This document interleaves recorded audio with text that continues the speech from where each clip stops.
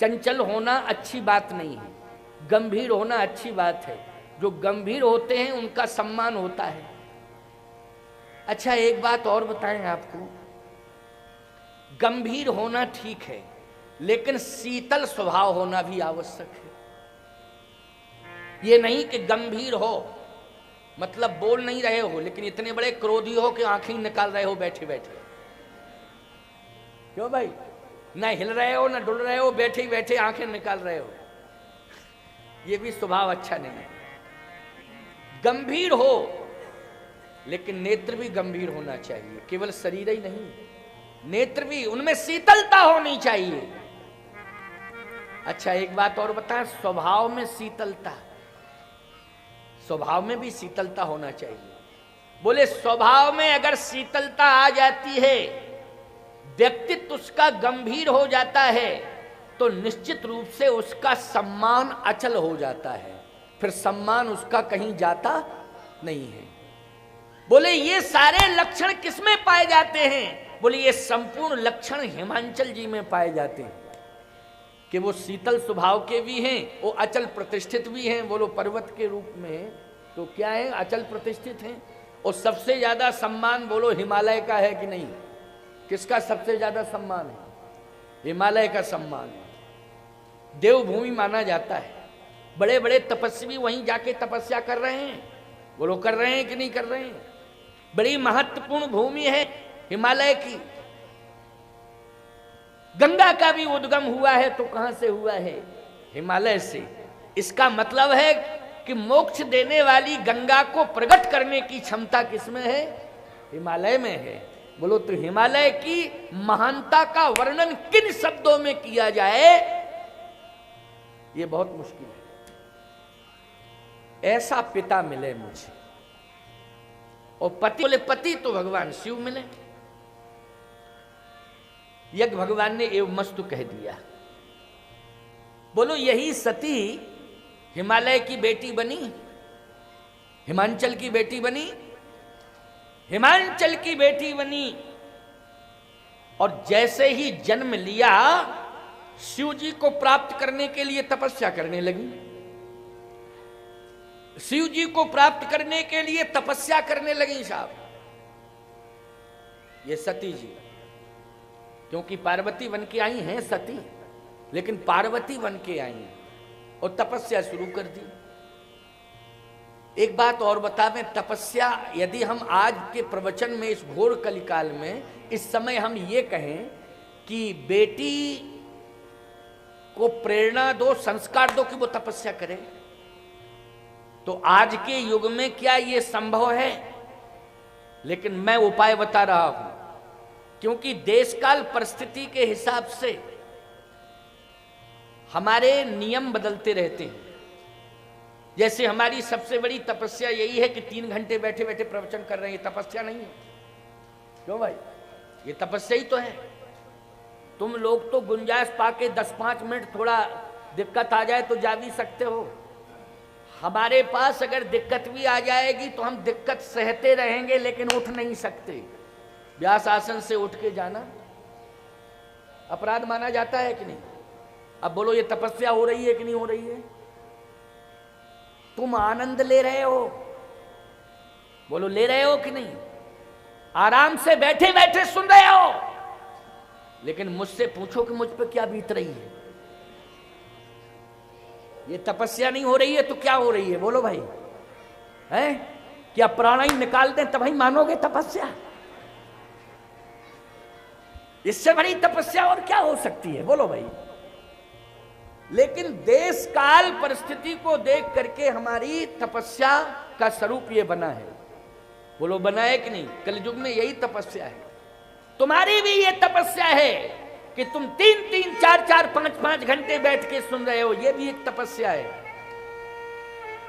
और ये भी एक तपस्या है कि हमारी सुन रहे हो। आज के जमाने में कोई किसी की नहीं सुनता, ये भी एक तपस्या है कि सुन रहे हो। बोलो है तपस्या कि नहीं? इसलिए तुम्हारी भी तपस्या है और हमारी भी तपस्या है। बोलने वाले की भी तपस्या है और सुनने वाले की भी तपस्या है। ये कलयुग की यही तपस्या है। सबसे बड़ी तपस्या है। आपकी बेटी यदि आपकी आज्ञा का पालन कर रही है तो वो तपस्या कर रही है, उसके द्वारा ये तपस्या हो रही है। शब्द को सहने की क्षमता भी एक तप है। बोलो है कि नहीं? शब्द को सहने की क्षमता क्या है? एक तप है। आपकी बेटी तप कर रही है। शब्द सहने की क्षमता उसके जीवन में हो, ये संस्कार अगर आपके द्वारा मिल रहे हैं तो वो बेटी तप कर रही है। क्योंकि शब्द सहने की क्षमता यदि आपकी बेटी के अंदर आ जाएगी, शब्द सहने की क्षमता अगर आपकी बेटी के जीवन में आ जाए, तो मैं दावे के साथ कह रहा हूं, जिस घर में वो बेटी जाएगी और उस घर में गंभीर बनकर के रह जाएगी, तो उस घर की साक्षात भगवती सीता के रूप में प्रतिष्ठित हो जाएगी, प्रतिष्ठापित हो जाएगी। उसको भगवती सीता जैसा सम्मान मिलेगा। बोलो मिलेगा कि नहीं मिलेगा? और यदि ज्यादा बोलने की आदत पड़ गई और तुमने मना नहीं किया, तो मैं सीधी सी बात कह रहा हूं कि दूसरे के सूपनखा आ गई, क्या बताएं? ऐसा बोलती है कि खुद की नाक कटाती और खानदान की कटाती नाक। गांव भर में शोर हो गया है, ऐसा बोलती है। वो शब्द सुने नहीं जाते। इसका मतलब यह है कि संस्कार लेकर के बेटी को, संस्कार देकर के बेटी को नहीं भेजा, संस्कार लेकर बेटी नहीं आई। ये तप है। उसे सुंदर शब्दों से संस्कारित करो। उसकी दिनचर्या, रात्रिचर्या सत्य से जुड़ी हो। किससे जुड़ी? उसकी चर्या सत्य से जुड़ी हो। उसके रोम रोम में सत्य समाहित हो। उसकी वाणी में गंभीरत्व हो। उसके रहन सहन में चंचलत्व ना हो। अगर गंभीरत्व है, गंभीरता के संस्कार दिए, तो आपकी बेटी तपस्विनी है। क्या है? तपस्विनी है आपकी बेटी। यही उसकी तपस्या है कि उसके जीवन में गंभीरत्व है। वाणी का संतुलन, यह बहुत बड़ा तप है। गंभीर चाल चलन, यह बहुत बड़ा तप है। और ऐसी बेटी संस्कार लेकर के जिस घर में जाएगी, वह घर घोर कलि में भी साक्षात वैकुंठ बन जाएगा प्यारे। वो घर उसके पहुंचते ही वैकुंठ बनेगा इस घोर कलिकाल में। बोलो बनेगा कि नहीं बनेगा? इसलिए मैं कहता हूं कि सुंदर वातावरण, सुंदर व्यवहार यदि आपकी बेटी समझ रही है, सीख रही है और उस पर चल रही है, तो वो तप कर रही है। वो क्या कर रही है? तप कर रही है। एक बात मैं और कहता हूं, शिक्षा की क्रांति में हम बेटियों को ग्वालियर भेजते हैं, कभी राजस्थान कोटा भेजते हैं, कभी बेंगलोर भेजते हैं। भेजना चाहिए। हम शिक्षा के विरोधी नहीं हैं। यह भी समस्या है कि आप बेटी को भेज रहे हैं लेकिन आप नहीं जा पा रहे हैं। दिन, 2 दिन, 4 दिन, 15 दिन, महीना भर, बस इतना ही तो निभा सकते हैं आप। लेकिन मैं दावे के साथ कह रहा हूं कि आपकी बेटी ग्वालियर नहीं, राजस्थान कोटा नहीं, बेंगलोर नहीं, पूना नहीं, अरे देश में नहीं, देश से भी बाहर अन्य किसी भी देश में जाए, उसको संस्कार देकर के भेज देना। उसका व्यक्तित्व और चरित्र वहां भी सम्मानित होगा प्यारे। उसकी कीर्ति वहां भी, उसका यश वहां भी चर्चा का विषय बनेगा। क्योंकि चरित्र से ही व्यक्ति की रक्षा होती है और चरित्र से ही व्यक्ति की यश पताका फैलती है। बोलो फैलती है कि नहीं फैलती है? श्रेष्ठ चरित्र, उत्तम चरित्र से व्यक्ति का यश वर्धन होता है, उसकी यश कीर्ति की पताका फैलती है। इसलिए मैं कहता हूं कि सबसे बड़ा सुरक्षा कवच यदि है तो वो जानते हो क्या है? वो है सुंदर संस्कार।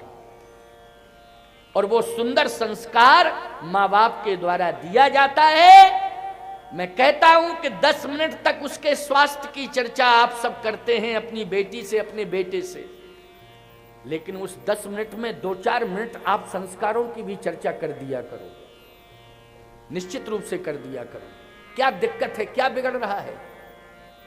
हो सकता है आपका एक शब्द बेटी के लिए बहुत बड़ा सहारा बन जाए, आपके बेटे के लिए बहुत बड़ा सहारा बन जाए। केवल बेटी की ही बात नहीं कर रहा हूं, हम बेटों के लिए भी, मैं बेटों के लिए भी कह रहा हूं। शब्द उस समय पता नहीं कैसा निकल जाए, सुंदर संस्कार युक्त शब्द के हृदय परिवर्तन कर दे। इसलिए सुंदर वातावरण देना यह बहुत बड़ा तप है, कलयुग का यही तप है। कोशिश करके सुंदर वातावरण दो। सुंदर वातावरण पहले कहां से मिलेगा? पति पत्नी का आपस का वातावरण सुंदर हो तो छोटे छोटे बच्चे देखते हैं कि नहीं देखते हैं, वही असर पड़ता है कि नहीं पड़ता है। पहले पति पत्नी का आपस में बातचीत का वातावरण ही सुंदर होना चाहिए। ये नहीं कि पति पत्नी ही हल्दी घाटी बनाए हैं घर को अपने। क्यों भैया? तो ईमानदारी से बताओ, बच्चे जो है क्या कंडीशन होगी उनकी, क्या शिक्षा, क्या असर पड़ेगा उनके ऊपर? अपने घर को क्या बनाना है? अपने घर को अयोध्या बनाना है, अपने घर को मिथिला बनाना है, अपने घर को चित्रकूट बनाना है, अपने घर को वृंदावन बनाना है। बोलो बनाना कि नहीं? अगर घर के अंदर तुलसी ही तुलसी आ जाए तो वृंदावन बन जाएगा कि नहीं बन जाएगा? है? और घर यदि वृंदावन बन जाएगा तो मैं दावे के साथ कह रहा हूं शालिग्राम भगवान अपने आप प्रकट